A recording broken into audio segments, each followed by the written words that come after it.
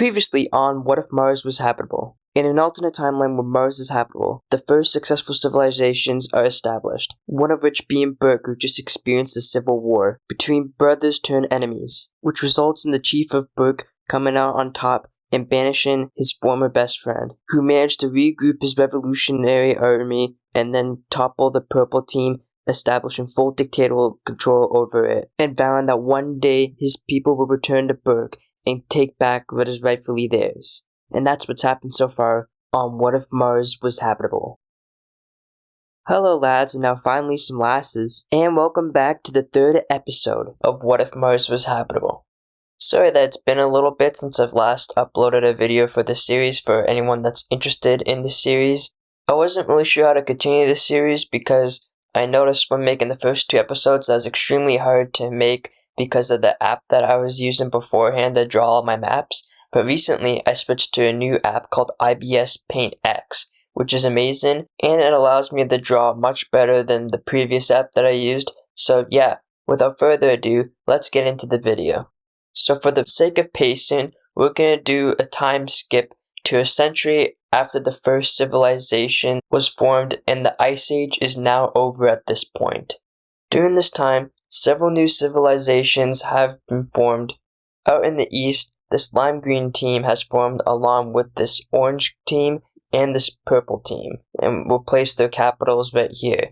Next, we've got this dark green team and this bluish purple team forming, and we'll put their capitals over here. Next up, we have this red team forming and this green team forming. And then out in the far west, we have this pink team forming and this pale blue team forming, and we'll put their capitals right here.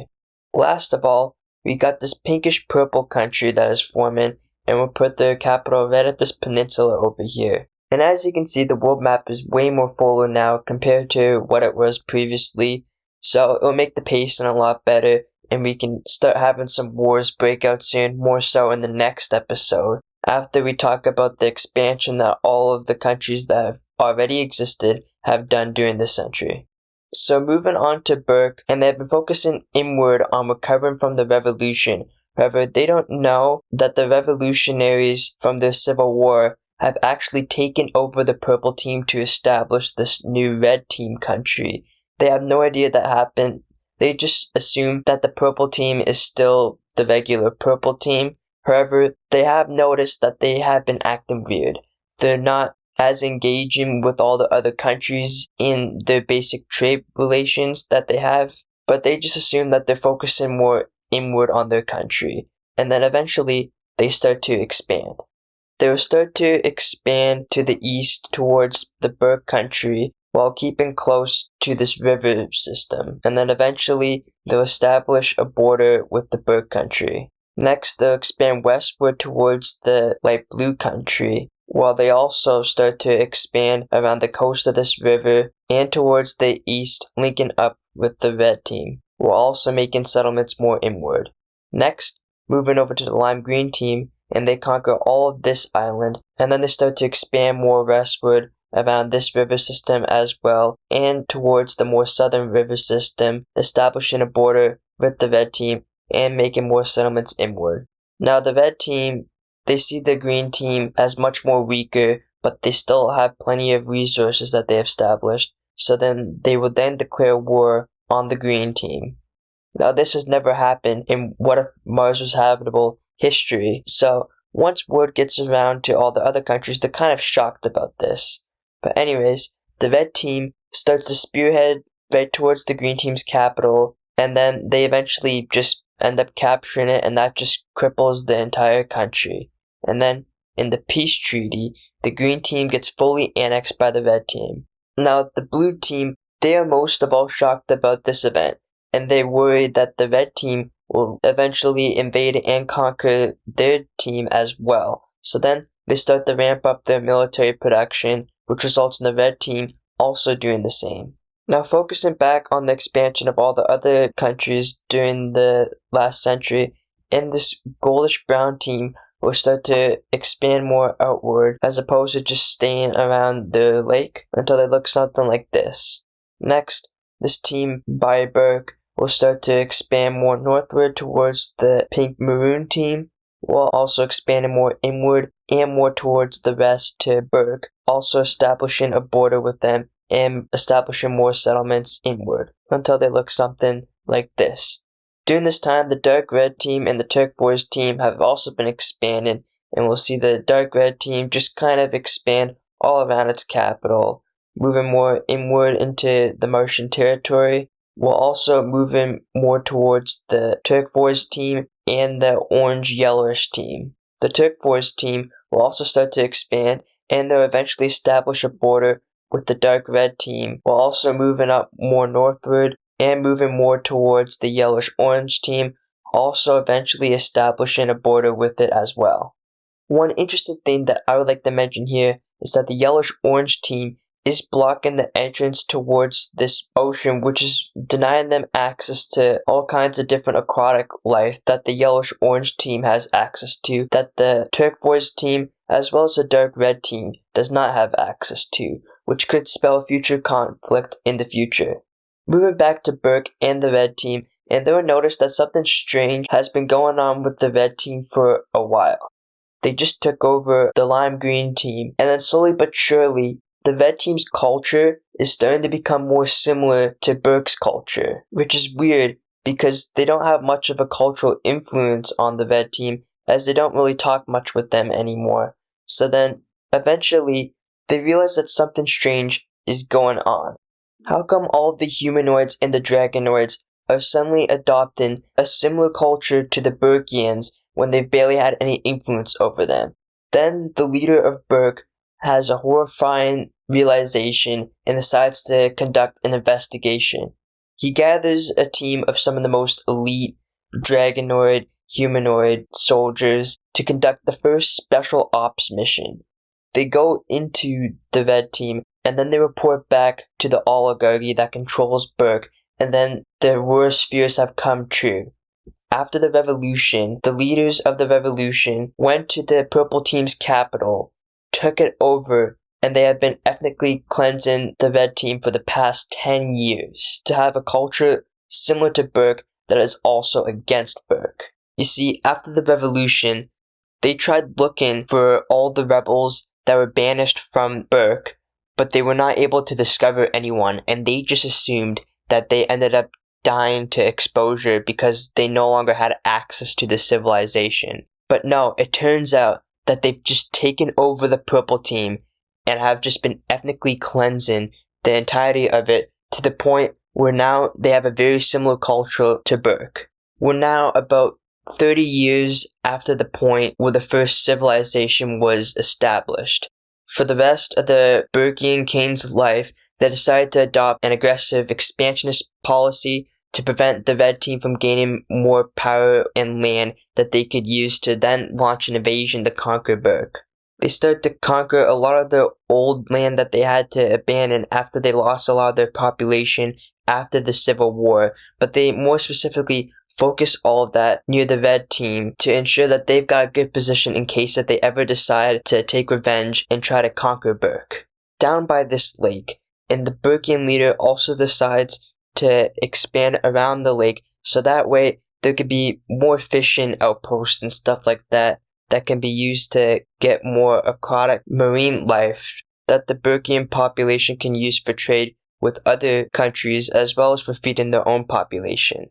Remember, all these societies are purely hunter-gatherer societies. They haven't discovered agricultural yet, which is a pretty interesting difference between these societies and our societies, because in our societies, you can't have a society without agriculture as the basis of it. Whereas for here, since they have the ability to fly by using their dragonoids, the humanoids and the dragonoids are able to travel hours away from their settlements, get whatever food they need to get, and then go back to the village and the civilization that they meet, compared to our hunter-gatherer societies where you're just purely mobile and then you're just traveling wherever you need to go and set up camp for the night and then rinse and repeat. You don't stay in one spot. Therefore, a civilization cannot develop an hunter-gatherer society on our planet. But again, in this planet, the humanoids and the dragonoids, they're able to establish pure hunter-gatherer countries because of their ability to fly, which it's pretty interesting how different our society could be if we had some sort of flying animal here, and that the rules and constraints that our societies have had in the past and even now are not necessarily the same as the limits and struggles that these societies on Mars have. Anyways, back to focusing on Burke's expansion, and they also expand more towards the yellowish-orangish team, conquering all of these lands over here, as well as all three of these southern lakes over here. And they'll eventually look something like this, which is much closer to what they look like when they initially started to expand before the revolution screwed everything up. Moving back to the blue team, and also throughout the century, they start to expand more inwards over here around this northern lake, as well as more towards the red team, establishing another border with them. They'll also start to expand more inward in the southern territories and all around in general, until eventually they look something like this. Over in this pink team over here, and they also start to expand more inwards, as well as more towards the north, establishing a border with the blue team, and also moving more towards the red team, eventually establishing a border with them. Over in this blue team over here, and they will also start to expand more around their territory, mainly around their capital, moving more towards the eastern areas, as well as a little bit in the western and northern territories as well. Over in this little brown country over here, and they will focus their expansion more towards the southeast to try to connect to this lake over here, which they'll eventually end up successfully doing. This development will be extremely huge, as they'll now have access to aquatic life and stuff like that, and they'll also establish a border with the Burkean country, which will make trade between those two easier. The brown team eventually develops a trading hub city to trade with the Burkeans, as well as to get fresh water and aquatic life from this lake, and it'll become so important that they establish a new capital city near the Burkeans over here, and become really good allies with them. So that does it for all the developments that have happened over the time skip. So again, we're now a century after the first initial revolution happened, creating the first civilization. And by this point, the ice age that happened from the volcano erupting has officially ended, which will eventually lead to the agricultural revolution, which I'm going to talk about in the next episode, so stay tuned for that. Also, one thing to note is that I'm going to give the average life expectancy for the humanoids and the dragonoids at about between 30 to 40 years old. So all the people who were there when the first civilizations were established are now deceased. However, that doesn't mean that the rivalry between Burke and the Red team isn't gone. It's ingrained in both of their cultures that those two are meant to hate each other because the leader of the Red team betrayed the Burkeans, and the Burkeans that started the revolution resulted in the Red team leader's father, who is a chief, dying in the revolution. So they make the Burkeans look more like barbarians than just another civilization. Moving over to the pinkish-purplish team, and they'll start to expand more westward to establish more connection to the yellowish-orangish team. By doing that, they'll have access to more of the coast, as well as trade relations with the yellowish-orange team, and by extension, the turquoise team, which would be very beneficial for its economy. Just to get more faster and better trade relations with the turquoise team, they'll expand more southwards along the yellowish-orange team's border until they eventually meet up with the turquoise team. Moving over to the turquoise team, and their economy will be much better now that they've established relations with the pinkish-purplish team. They do have some tensions with the orangish-yellowish team, so they end up establishing really good relations with the pinkish-purple team, as well as the dark-red team, and they continue to expand all around their territory, establishing a bigger border with the yellowish team, as well as the dark-red team. The dark-red team will also expand more north until they eventually reach the orangish-yellowish team to also establish more stable trade relations with them as well.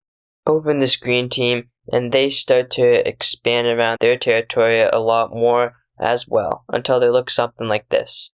over in the red team, and they start to expand northwards more towards the bluish-purplish team, as well as more south around this lake. In the bluish-purplish team, they also do a bit of expanding as well, and they expand south to get a border with the red team, as well as expanding to the north to try to link up with the green team as well.